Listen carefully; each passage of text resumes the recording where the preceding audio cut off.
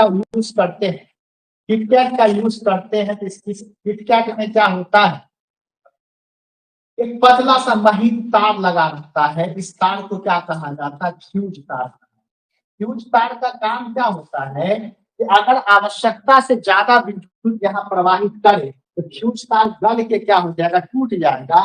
Current एक स्थान से दूसरे स्थान तक नहीं जा पाएगा और आपके घर को क्या करेगा, सुरक्षित कर देगा। तो पहला तो इसका अभिलक्षण होना चाहिए, निम्न गलनांक होना चाहिए, लो मेल्टिंग पॉइंट, निम्न गलनांक यानी कि लो मेल्टिंग पॉइंट।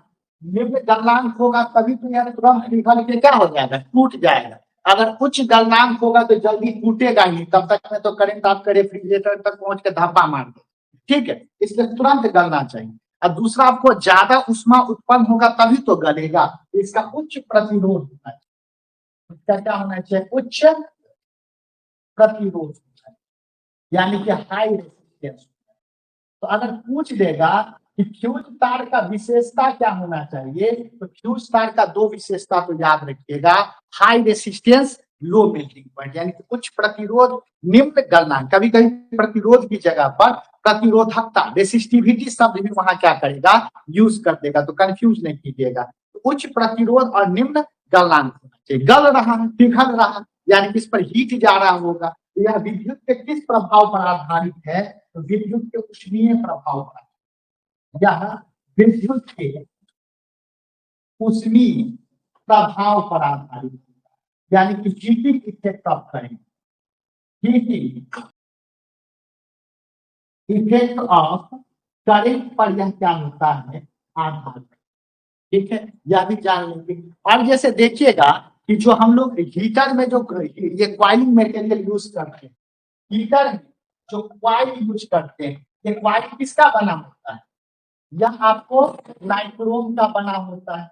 बल्ब में जो फिलामेंट यूज करते हैं, बल्ब में जो फिलामेंट यूज करते हैं वो किसका बना होता है, टंगस्टन का बना होता है। इसी प्रकार से पूछ देगा फ्यूज वायर किसका बना होता है, फ्यूज वायर आप देखेगा मिश्र धातु से बना होता है, और लेड और आपको शीशा होता है, ठीक है, लेड और शीशा का बना होता है। यह हम लोग को क्या रखना है, ध्यान रखना, लेड और ग्लास का बना होता है। यह क्या है आपका मिश्र धातु, यह हमारा क्या होता है, अलवाई, यह हमारा क्या है, अलवाई। तो जाहिर सी बात है फ्यूज वायर का काम क्या होता है, क्या प्रदान करना होता है, सेफ्टी प्रदान करना, सुरक्षा प्रदान करना, इसका क्या होता है, मुख्य लक्ष्य होता है। तो अगर आपसे प्रश्न दे देगा कि फ्यूज वायर जो है इसका दो अभिलक्षण बतलाइए, प्रमुख अभिलक्षण बतलाइए, तो क्या होता है, आपको उच्च प्रतिरोध और क्या होता है, निम्न गलनांक होता है, ठीक है, या किस पर आधारित होता है, विद्युत के उष्मीय प्रभाव पर क्या होता है, आधारित होता है। अच्छा, क्या होगा मतलब, ठीक है, यहाँ क्या आ जाएगा, शीशा को ही क्या कहते हैं, लेड का। अब यह क्या है, जैसे हीटर का कॉइल किससे बना होता है, नाइक्रोम से, बल्ब का फिलामेंट किससे बना होता है, टंगस्टन से। इसी प्रकार से फ्यूज वायर किससे बना होता है, मिश्र धातु से। मिश्र धातु कहने का मतलब क्या, जब दो या दो से अधिक धातुओं को आपस में मिलाते हैं तो उसको क्या कहा जाता है, मिश्र धातु कहा जाता है। ये किसका बना होता है, टीन और शीशा का बना होता है, पूरा होता है। देखिए क्या कह रहा है हमारा क्वेश्चन है, फ्यूज तार का उपयोग गैस के लिए होता है, पानी पहुंचाए बिना उच्च विद्युत धारा को प्रवाहित करना, अत्यधिक धारा के प्रवाह के समय विद्युत परिपथ को तोड़ना, यानी कि जब अधिक धारा बहेगा तो विद्युत परिपथ कहने का मतलब क्या, इलेक्ट्रिक सर्किट को तोड़, किसको तोड़ देता है, इलेक्ट्रिक सर्किट को यह क्या करता है, तोड़ देता है। तो जब अधिक धारा बहेगा तो यह इलेक्ट्रिक सर्किट को क्या करेगा, तोड़ देगा। क्यों तोड़ता है, क्योंकि इसका जो मेल्टिंग पॉइंट है, गलनांक है, वह क्या होता है, कम। अगला है घरेलू उपकरण में प्रयुक्त सुरक्षा चार उस धातु से बनी होती है, किसका बना होता है, तो जिसका मेल्टिंग पॉइंट क्या होता है। देखिए एक ही चीज से हम लोग क्या कर रहे हैं, सारा बना लेंगे। अगला है विद्युत फ्यूज में इस्तेमाल किए जाने वाले पदार्थ, टीन और शीशा। देखिए यही चीज बताएं कि यह किसका बना होता है, टीन और शीशा का बना होता है, मिश्र धातु। इस मिश्र धातु का खासियत क्या होता है, तो उच्च विशिष्ट प्रतिरोध और यही बताए ना कभी कभी प्रतिरोध की जगह आपको क्या दे देगा, प्रतिरोधकता दे देगा, या विशिष्ट प्रतिरोध जिसको कहते हैं, स्पेसिफिक रेसिस्टेंस कहते हैं। उसमें परेशान नहीं होना। देखिए एक कंसेप्ट से सब बनेगा। अगला है हमारा बिजली सप्लाई को मेंस में फ्यूज एक सुरक्षा उपकरण के रूप में लगा होता है। बिजली के फ्यूज के संबंध में कौन सा कथन सही है? या मेन स्विच के साथ समानांतर में संयोजित है, या मुख्य सिल्वर मिश्र धातुओं से बना है, इसका गलनांक देखिए कितना परेशान कर रहा है। बस एक कॉन्सेप्ट याद रखना है, इसका मेल्टिंग पॉइंट क्या रहता है, कम। अगला यही टीचर का काम है, तो आपको वो कॉन्सेप्ट बता देगा, इसका कोई भी राक्षस आय उसी तीर का क्या करना है, उपयोग करना है। अगला प्रश्न है, एक विद्युत सर्किट में फ्यूज तार का उपयोग किया जाता है संचालन में विद्युत ऊर्जा के खर्च को कम करने के लिए, वोल्टेज के स्तर को स्थिर करने के लिए, सर्किट में प्रवाहित होने वाले विद्युत धारा को रोकने के लिए, या विद्युत तार को अधिक गर्म होने से बचाने के लिए। तो सर्किट में प्रवाहित होने वाले अधिक विद्युत धारा को रोकने के लिए।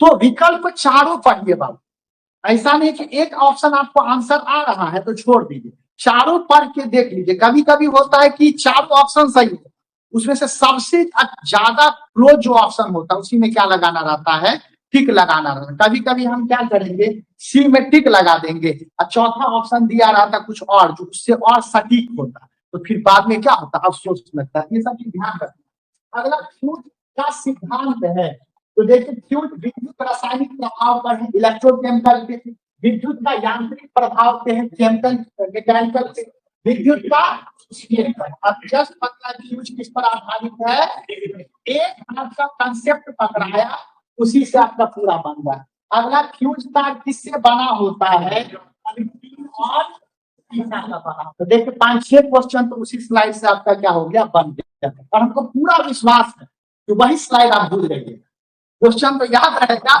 उस स्लाइड भूल जाएगा कि क्या। ठीक है, 5-6 क्वेश्चन ले लीजिए। अगला है क्या थी, क्या देगा हाँ हाँ क्या कभी कभी चारों ऑप्शन पढ़ना चाहिए, सब जीता जाता उदाहरण, वो 3 पढ़ा 14 नहीं पढ़ा। अगला है कि एक बिजली के फ्यूज तार में सामान्यतः अनुप्रयोग के लिए निम्नलिखित में से कौन सा गुण होना चाहिए, फ्यूज का गुण क्या होना चाहिए। अब देखिए यहाँ क्या होना चाहिए, निम्न गलनांक, और दूसरा उच्च प्रतिरोध, उच्च। अब यहाँ बदमाशी क्या है, उच्च प्रतिरोध के लिए क्या होना चाहिए, अधिक लंबाई ज्यादा होना चाहिए, क्योंकि पढ़ाए थे जितना ज्यादा तार लंबा होगा उतना ही ज्यादा प्रतिरोध क्या होगा, बढ़ेगा।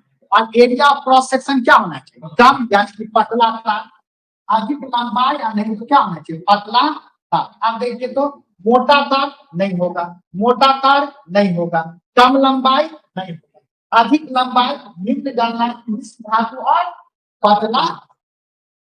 क्योंकि वह क्या किया, आर जो होता है वो डायरेक्टली प्रोपोर्शनल किससे होता है, और आर जो होता है इनवर्सली प्रोपोर्शनल किससे होता है, एरिया क्रॉस सेक्शन। तो इस स्लाइड में एक और हम क्या जोड़िए, यहाँ पे कुछ रेसिस्टेंस और क्या मिलेगा, लंबा तार और दूसरा पतला पतला, इसी को कहते हैं शॉर्ट नोट्स। सारा इंफॉर्मेशन को क्या किए, यही डाल। अब हो सकता है आगे कोई क्वेश्चन बना उसमें कुछ नया मिले, फिर हम फ्यूज वाले इसमें जाएंगे और वहीं पर क्या करेंगे, ऐड कर लेंगे, ताकि रिवीजन करना हो उस एक पन्ना से आपको पूरा फ्यूज का ही कंसेप्ट क्या हो जाए, क्लियर। और वो